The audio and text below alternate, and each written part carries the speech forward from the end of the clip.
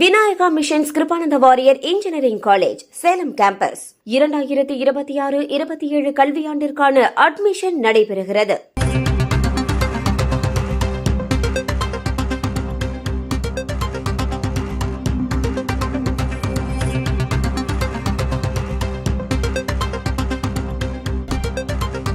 சென்னை பெரம்பூர் தொகுதியில் முதல்வர் விஜயின் வெற்றியை எதிர்த்து 3 வழக்குகள் தாக்கல் செய்யப்பட்டிருக்கிறது. அண்மை செய்தியாக பார்க்கிறோம். திமுக வேட்பாளர் R.D. சேகர், வாக்காளர்கள் தினேஷ், லட்சுமி நரசிம்மன் ஆகியோர் வழக்கு தொடர்ந்திருக்கிறார்கள். இது தொடர்பான கூடுதல் விவரங்களை செய்தியாளர் சுப்பையாவிடம் கேட்கலாம். சுப்பையா, முழு விவரம். அதாவது சென்னை பெரம்பூர் தொகுதியில் தமிழக முதலமைச்சர் விஜய் அவர்கள் போட்டியிட்டார். அவர் 53,715 வாக்கு வித்தியாசத்தில் வெற்றி பெற்றார். இவரது வெற்றி எதிர்த்து திமுக சார்பில் போட்டியிட்ட திமுக வேட்பாளர் R.D. சேகர் தேர்தல் வழக்கை தாக்கல் செய்துள்ளார்.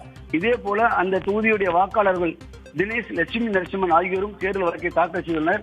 இதே போல வில்லிவாக்கம் தொகுதியில் போட்டியிட்ட அமைச்சர் ஆதவ் அர்ஜுனாவை வெற்றியை எதிர்த்து அங்கு மனு தாக்கல் செய்யப்பட்டுள்ளது. அந்த தொகுதி வாக்காளரான சிவராஜ் என்பவர் இந்த வழக்கை தாக்கல் செய்துள்ளார். இந்த தொகுதியில் 17,302 வாக்கு வித்தியாசத்தில் ஆதவ் அர்ஜுனா வெற்றி பெற்றிருந்தார். இதே போல அடுத்ததாக ஆர்கே நகர் தொகுதியில் 49,628 வாக்கு வித்தியாசத்தில் அமைச்சர் மரிய வில்சன், நிதியமைச்சர் மரிய வில்சன் வெற்றி பெற்றார். அவரது வெற்றியை எதிர்த்து அந்த தொகுதி வாக்காளர், அதாவது முன்னாள் வேட்பாளரான முன்னாள் எம்எல்ஏவான மருது கணேஷ் தேர்தல் வழக்கை தாக்கல் செய்துள்ளார். அதே போன்று திருவெரும்பூர் தொகுதியில் போட்டியிட்டு 8,075 வாக்கு வித்தியாசத்தில் வெற்றி பெற்ற தாவேக வேட்பாளர் நவீன்பட்டு வெற்றியை எதிர்த்து திமுகவை சேர்ந்த முன்னாள் அமைச்சர், பள்ளிக்கல்வித்துறை அமைச்சராக இருந்த அன்பில் மகேஷ் பொய்யாமொழி வழக்கு தொடர்ந்துள்ளார். அதே போல மொடக்குறிச்சி தொகுதியில் 2,430 வாக்கு வித்தியாசத்தில் வெற்றி பெற்ற தாவேகா எம்எல்ஏ சண்முகத்தின் வெற்றியை எதிர்த்து அந்த தொகுதி வாக்காளர் பெரியசாமி என்பவர் வழக்கு தாக்கல் செய்துள்ளார். இதே போன்ற திருமுயம் தொகுதியில் 1,490 வாக்கு வித்தியாசத்தில் வெற்றி பெற்ற திமுக எம்எல்ஏ ரகுபதி வெற்றியை எதிர்த்து தாவேகா வேட்பாளர் சிந்தாமணி வழக்கு தொடர்ந்துள்ளார். இதே போல மானாமதுரை தொகுதியில் 1,208 வாக்கு வித்தியாசம் வெற்றி பெற்ற தாவேகா எம்எல்ஏ இளங்கோனுக்கு எதிராக திமுகவை சேர்ந்த முன்னாள் அமைச்சர் தமிழரசி வழக்கு தொடர்ந்துள்ளார். இது மட்டுமல்ல, அதிமுக சேர்ந்த சி.வி. சண்முகம், அதாவது மயிலம் தொகுதியில் 30,000 வாக்கு வித்தியாசம் வெற்றி பெற்றார். அவரது வெற்றியை எதிர்த்து வாக்காளர் குணசேகரன் வழக்கு தாக்கல் செய்துள்ளார்.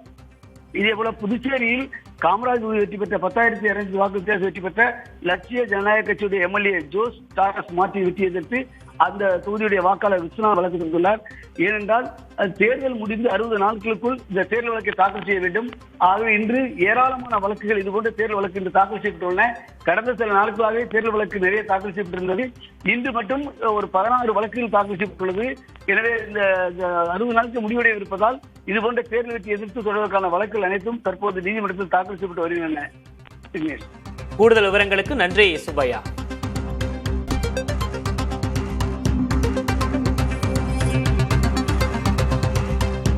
Vinayaka missions Kirupananda Variyar engineering college Salem campus 2026-27 கல்வியாண்டிற்கான அட்மிஷன் நடைபெறுகிறது.